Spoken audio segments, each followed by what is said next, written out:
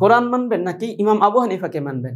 হাদিস মানবেন নাকি মাযহাব মানবেন? কোনটা আপনার কাছে সবচেয়ে গুরুত্ব রাখে? এই যে একটা প্রশ্ন, এই প্রশ্নটা হলো আসলে এমন একটা প্রশ্ন, যেটা প্রশ্নটাই ঠিক না। এইভাবে প্রশ্ন করলে সাধারণ পাবলিক একটু খুব ঘাবড়ে যায়। হ্যাঁ ঠিকই তো, কোরআন বাদ দিয়ে আমি একটা মাযহাবের অনুসরণ করছি, আল্লাহর রাসূলকে বাদ দিয়ে আমি ইমাম আবু হানিফাকে অনুসরণ করে যাচ্ছি।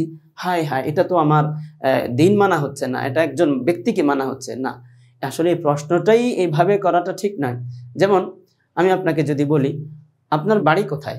আপনার বাড়ি কি বাংলাদেশে নাকি কুমিল্লায়? তো বাড়ি বাংলাদেশে নাকি কুমিল্লায়, এটা যেমন প্রশ্ন হয় না, বাংলাদেশেও কুমিল্লায়ও, কুমিল্লায় হই আমি বাংলাদেশে। কুমিল্লা এবং বাংলাদেশে দুইটা ভিন্ন জিনিস না যে আপনি এটা নাকি ওটা দুইটাকে দুই মেরুতে দাঁড় করিয়ে প্রশ্ন করবেন, এটা তো এমন না। বরং হতে পারে কুমিল্লা হই আমি বাংলাদেশি। ঠিক তেমনি ভাবে ইমাম মানবেন, মাযহাব মানবেন নাকি কোরআন মানবেন, এটা তো দুইটা ভিন্ন জিনিস না।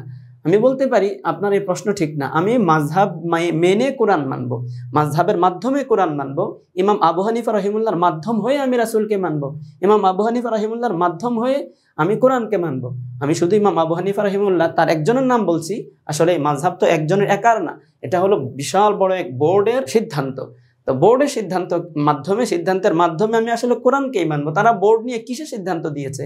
ওই কোরআন হাদিসকে গবেষণা করে আমাদের কাছে যেটা অস্পষ্ট সেটাকে তারা আমাদের সামনে স্পষ্ট করে তুলে ধরেছে, শুধু এতটুকু।